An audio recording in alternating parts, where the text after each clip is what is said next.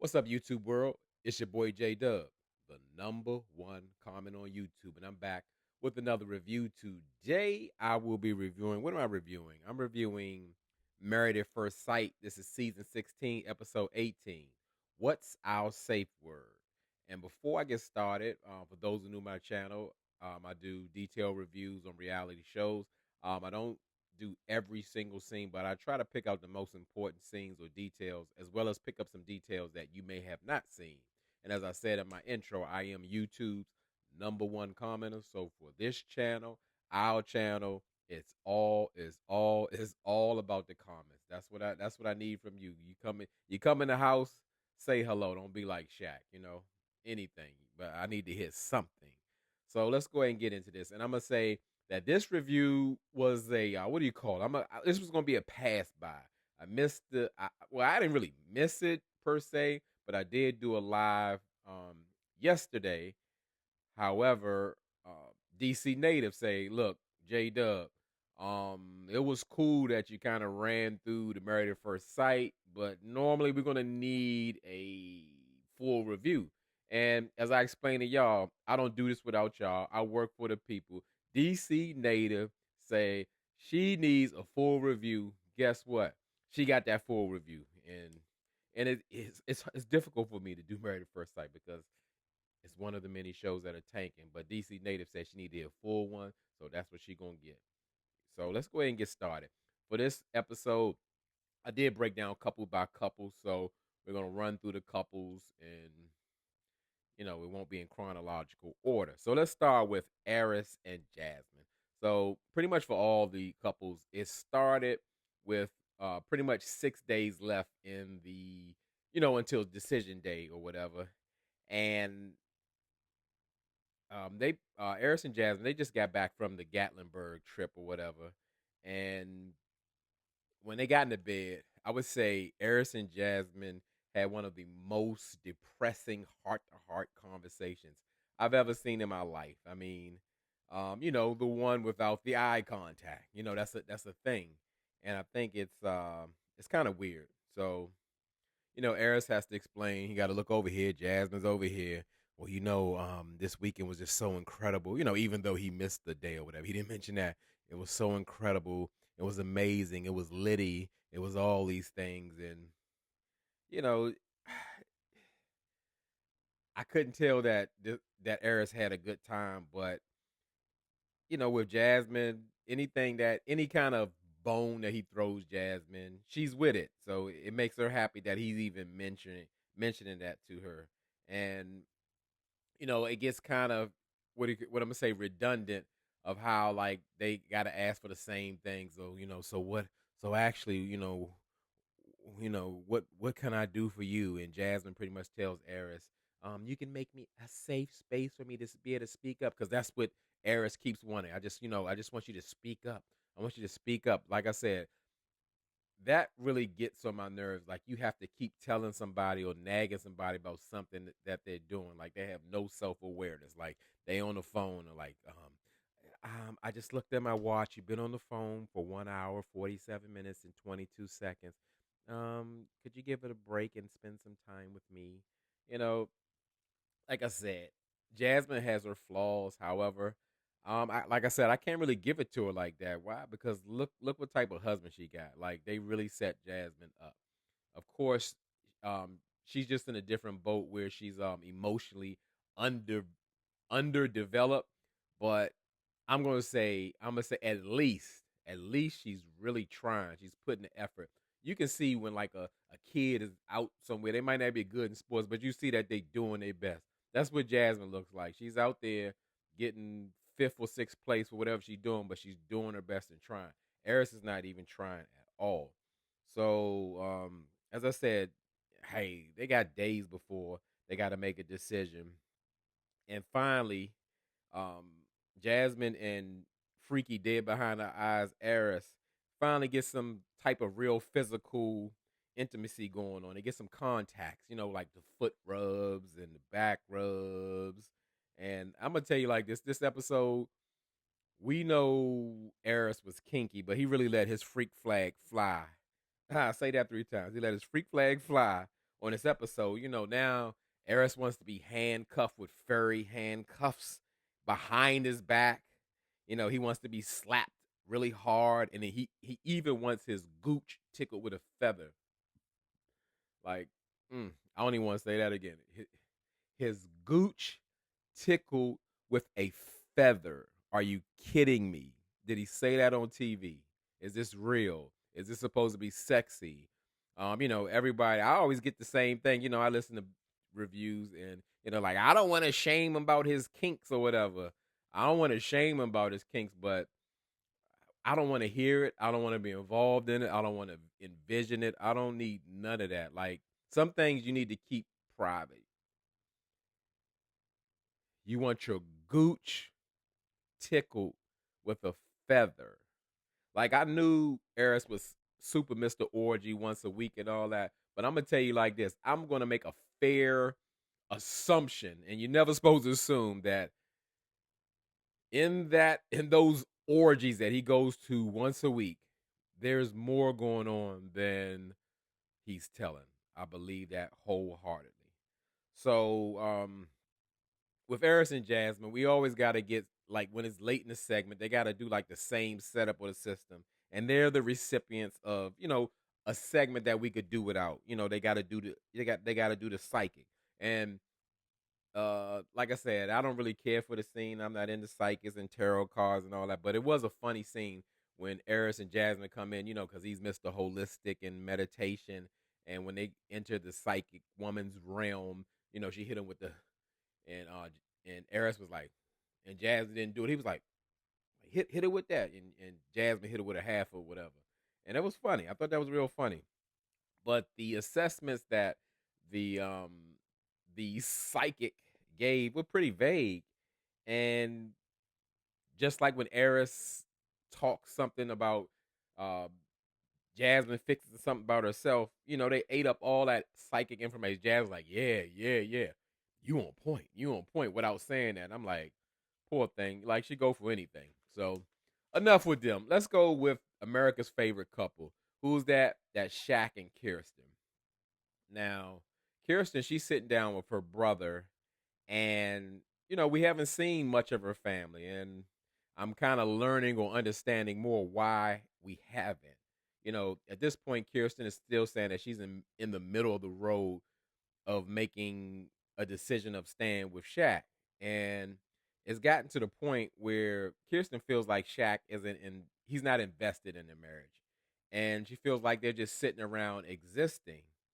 And I actually liked the conversation with her brother, because her brother didn't seem biased, even though Kirsten was given all the information. It was like two sides. And he even mentioned, like, so is Shaq happy? Is it something that you could be doing better or more? I really like to see that, because, like, when you meet with your people, of course they're going to tend to kind of side with you, but it was very objective. So I enjoy seeing that. So we see Shaq FaceTiming um, his friend, and Shaq asks his friend about, like, how's his friend's wife and what she's doing, and her friend tells him, like, oh, she's just really busy dealing with the new baby, and Shaq said, oh, you know, I've FaceTime is pretty new. I don't have an iPhone. I've had a lot of friends throughout my life, and in dealing with them, I've never heard one of my friends in any situation say, "Oh."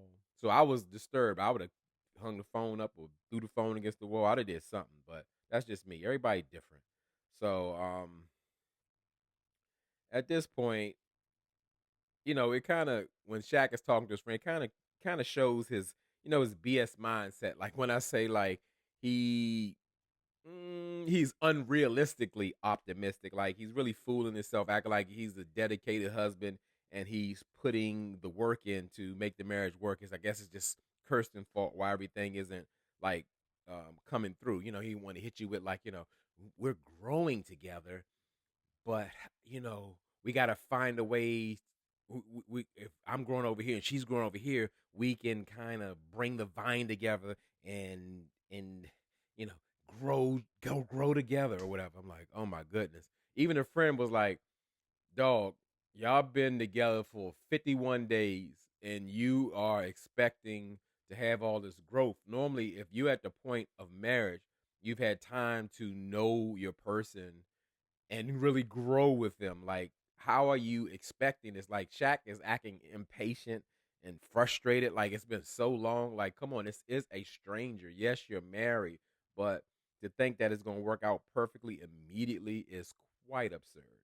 You know, Shaq, the biblical husband. He shows he displays patience. Okay, so Shaq is actually cooking breakfast for his lovely wife Kirsten, and they greet each other with a little dry kiss and hug, like somebody paid them to do it. And he's cooking pancakes, bacon. I thought I saw some shrimp. And shout out to Tammy Talks. I was listening to her review, and she was like, um, Shaq made a shitload of bacon and all of that. And I saw about 8 pieces. I was like, Tammy, what did they have another tray of bacon or whatever? Because I was looking, I like bacon. I like a lot of bacon. So I could have probably ate that 8 pieces of bacon myself, or maybe six of them. So I thought that was funny because Tammy had me looking for the bacon. Yeah, but I didn't see it. Maybe Shaq ate it. I don't know. It didn't look done. But Kirsten is telling Shaq like, "Hey, I plan to have my mother, my brother come over and visit." And you could tell Shaq is like he has a little tude. Like he is like he's walking around. He's always got something to say, and like he's bothered. And when Kirsten like mentioned it, Shaq gave her the third degree, and like he comes off, especially in his confessional, super duper judgmental in the situation. Like it's weird. It's weird. Like her family doesn't support her or be there for her, or it takes months because Kirsten explained like, hey, my people's work. So I couldn't do that. Now, granted, I'm in a little doubt about like she could probably got somebody to come over at the house. Maybe not all at once because people do have schedules, but even still, Shaq, if she said that, how are you going to disprove that? But he wouldn't let it go. Like, are you sure? Is it your family? Is it you? Who's holding back and all that? Like, he was acting paranoid. Like, he was really going to get something out of Kirsten. It was like really a waste of time. I really feel like Shaq has a lot of nerve in this area, especially being judgmental about who family shows up or support. Like, couldn't Kirsten say like, "Well, where's your daddy? He's been gone all your life, and I expect to meet your father and see what kind of man you are, or whatever." She didn't say that, but if she said that, that would be acting just like Shaq. So that's a real thing. So I mean, it's just like, you know, okay, you don't believe Kirsten. Okay, we most of us don't either, but you gotta handle yourself better than that. But again, I don't expect much from Shaq for real. He's good on paper. So, pretty much the next scene we get is probably the one of the worst scenes in Married at First Sight history. So Shaq and Kirsten, they get all dolled up in their Sunday's best and all of that. And I'm like, okay, what's up? What they girl do? They girl have a nice dinner, go to breakfast. I don't know. They going to church. It's like, okay. Because I did remember that both of them said that they're super spiritual. It's very important that, that Shaq is a biblical husband and Kirsten is a biblical wife. And they go to the church and they sitting in the church to talk about going to church. I'm like, what the hell are we watching? I mean, like, are you serious? Like, that is like the worst produced scene I've ever seen in my life. Like, couldn't they stay home and talk about they really are intentional about going to church or stepping up in their faith? They give the history. I'm not even go over it because I was so blown by that scene. It was just like it was too fake. So here comes the big day. Kirsten's mother decides to come over. Her brother can't make it because he got to work. You could tell Shaq got a little attitude. Well, that's weird. It's weird. Your brother can't make it. What's going on? Are you keeping your brother away from me? And is real judgmental. But Kirsten's mom is having the same situation like she had on wedding day. It's hard to find her. She's lost or something. I don't know if mom uses ways or I don't know, go off her memory. She can't never get nowhere on time. But Shaq finally goes downstairs and gets her and brings her up. And again, he's with the fake optimism because the mother will ask, like, how are you doing? And they're like both afraid to talk or whatever. It's like, you wanna go? You wanna say? You wanna go? But I really thought all in all that Shaq, I said Shaq, Kirsten's mother gave them some great advice. and pretty much saying like in a nutshell that expectations is what can cause trouble within your marriage. And Shaq for once was finally real. He pretty much gave the scenario that like Kirsten came into the marriage, with her wall built up, and he took it down brick by brick, and then he ended up putting a wall for himself. And he like, I got walls up too, and I believe Shaq got walls, believe that. But like I said, it was simple advice, and I hope they take heed to it. But I really think it's too late because it feels like at this point Shaq is checked out because I guess Kirsten had a 3 week, 3 day limit to you know e- e- give him all the information that he needs. But let's move on. Let's go to the next couple. Who we gonna talk about? Let's talk about Clint and Gina.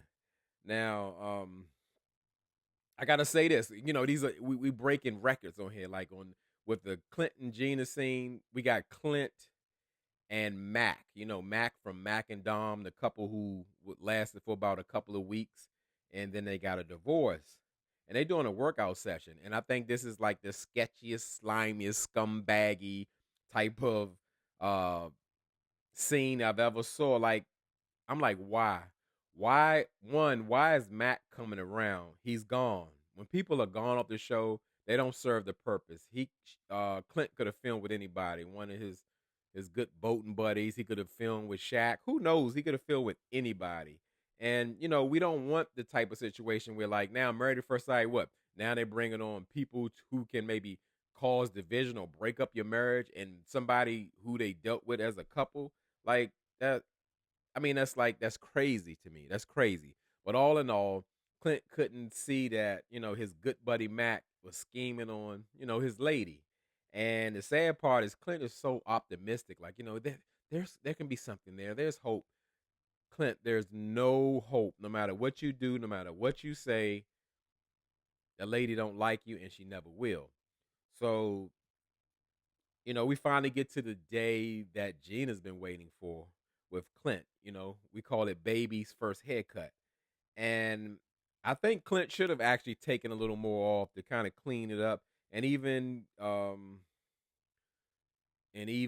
trimmed his beard some or whatever. Because I guess I'm seeing what Gina sees. He's starting to look like a little gingery Hank human or whatever. So I just don't think that Clint should have done it.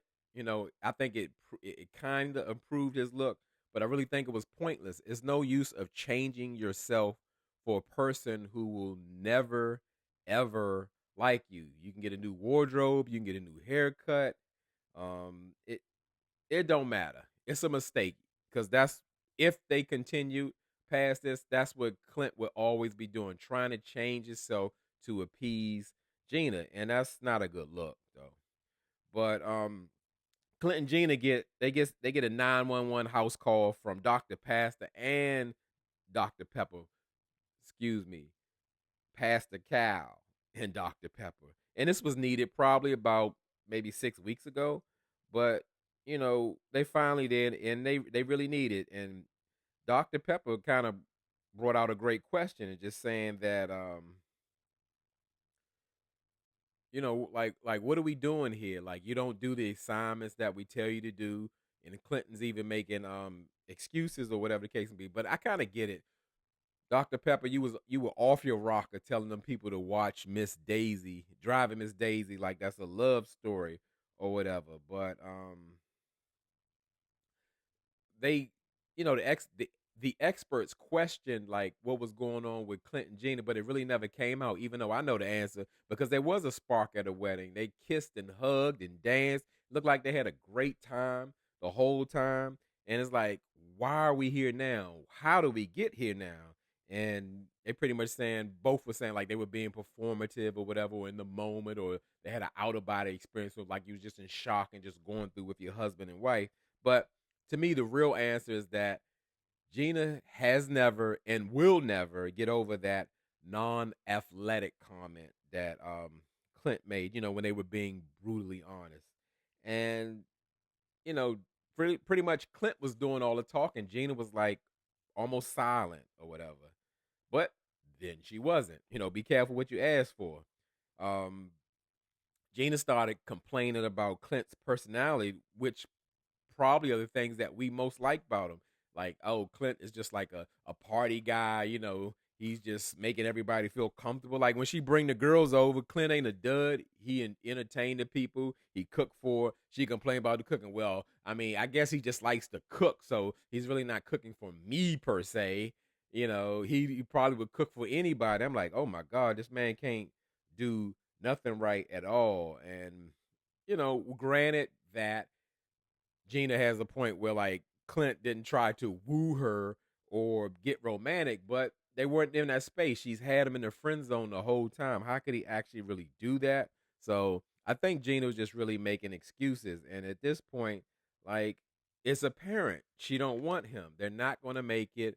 Um, it's just not happening. And she played in our faces. And Clint had hope, but he was really hurt behind that. Like, wow, this lady blindsided me. We sitting here faking the whole time, sleeping in the bed, me getting Hank a pup cup and all that stuff, and you really don't like me. I'm like, newsflash, Clint, she never liked you. So let's go to the last couple. And I mean, because they're so perfect, I got a tiny bit of notes on them, and I don't really like talking about them anyway. I wish they would just go somewhere. But Nicole and Chris, they back from the trip, and you know, first thing they do when they talk about they get in the house. Oh, Chris, I'm so disappointed that we didn't get to pick the boys up for before early in the day because I guess they got back late. And he's talking about his two dogs. I mean, what about Nicole's dog? Every time you say something about your dog, I think about Nicole's dog, who's probably got separation anxiety at this point. So it's quite ridiculous. And, it's just a reflection of the selfishness and self-centeredness that on the low Chris possesses. Now, when they got back home, Chris has really bought into Nicole's let's assess the other couples kind of thing. And, I just see him as a very, very weak man. He just goes along with anything that Nicole says. But Nicole even brought a good point up like, I know you've bought into my computer chip in the back of your neck program of assessing the other couples when actually we should be assessing ourselves as well, and I get and got that. So at this point, they're pretty much the new life coaches um for the group, and they pretty much saying that the couples are making the most progress is maybe uh Jasmine and Eris, and I don't know if she said Shackle. It don't even matter. So that's all the notes I got on them for real, and it really wasn't worthwhile. All I can say is with regardless of that, we know for sure that Chris and Nicole are going to stay together. That that that marriage ain't it's not a healthy marriage. So drop down in the comments. You probably need to fill in the blanks with Nicole and Chris because I ain't have much in it. But tell me what you thought, something I missed, something you want to add. And like I said, I don't do this for myself. I do this for y'all. And as I always tell y'all could be anywhere in this YouTube world, but you're here with me. I really appreciate it and I really mean it.